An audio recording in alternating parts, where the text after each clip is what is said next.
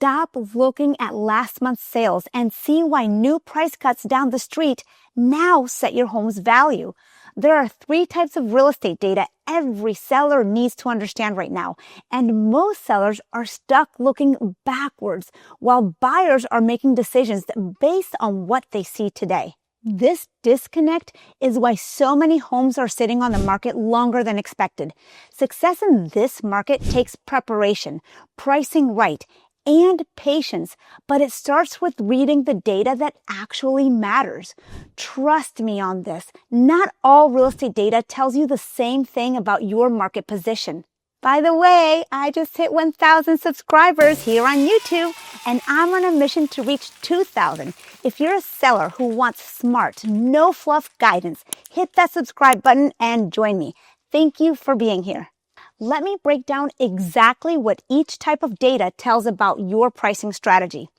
Closed sales are past deals that reflect market conditions weeks ago. Pending sales are agreements possibly signed this week. And active listings are what buyers compare right now. And here's what most sellers don't get. They think all real estate data is the same, but it's not. Each one tells you something completely different about where you should price your home. Most sellers only look at one of these and wonder why their strategy isn't working. Closed sales are what already happened. These are the homes that went under contract weeks or even months ago, went through inspections, got their financing approved, and finally closed. The problem? You're looking at buyer behavior from when interest rates were different, when inventory levels were different, and when market conditions were completely different. Let me give you a real example. Say your neighbor's house closed 2 months ago for $400,000. That sale actually represents what a buyer was willing to pay maybe 2 months earlier when they made that offer. So now we're talking about 4 months back of buyer behavior. But today, there are 3 new listings on the street. One just dropped their price by $20,000. Another builder down the road is offering $15,000 in closing cost help. Do you see where I'm going here? Your competition isn't that closed sale from 2 months ago. Your competition is what buyers can choose from right now. Pending sales show you what buyers are actually willing to pay today. These are the homes that just went under contract. They haven't closed yet, but they tell you what price buyers said yes to in this current market. This data is way more useful than closed sales because it reflects today's buyer behavior, not what happened when market conditions were different. Active inventory is where the real strategy comes in. This shows you what buyers are comparing your home to right now. It reveals where prices are heading before that information shows up in closed sales data. Active listings today are truly tomorrow's closed sales. When you see several new listings coming on the market at lower prices, or when you notice builders offering bigger incentives, you're seeing tomorrow's market today. And the problem is that buyers completely ignore your pricing logic when it's based on old data. They don't care what your neighbor got a few months ago. This is why a lot of homes are sitting on the market while other similar homes are selling. It's because buyers today are comparing what's actively available, not what closed 6 months ago. Let's say your neighbor sold for $500,000 earlier this year, and your home is in similar condition. An appraiser might still say your home is worth $500,000 based on those comps. But here's the reality. Buyers don't pay based on appraisals. They pay based on what else they can get right now. If 2 new listings in your neighborhood hit the market at $485,000, buyers will perceive those as the better deal. Even if an appraiser would say yours is worth $500,000, your perceived value drops because buyers now have cheaper options. That's the difference between appraised value and perceived value, and it's a pricing trap many sellers are falling into. On top of that, builders are offering closing help, rate buydowns, and upgraded finishes. That kind of competition makes your resale home look overpriced if you're still holding on to what someone else got last year. And every time a listing drops its price, it shifts buyers' expectations even further. What looked fairly priced last week now feels overpriced this week. So if you're pricing your home based on last year's wins or even appraised value, you're ignoring what really drives buyer decisions. And that leads to the next issue, how this approach ends up costing you more in the long run. Is this getting you to rethink pricing? Drop a comment and let me know how things are playing out in your market. Whether you're a seller trying to decide your next move or a fellow agent who's seeing the same shift, I'd love to hear your take. Let's talk about what really happens when you price your home based on old comps and ignore what's happening right now. Say you list your home at $500,000 because that's what others sold for just 2 months ago. But 3 new listings hit the market at $485,000. They're priced for today's market. And guess what? Those are the homes buyers are jumping on. Meanwhile, your listing sits.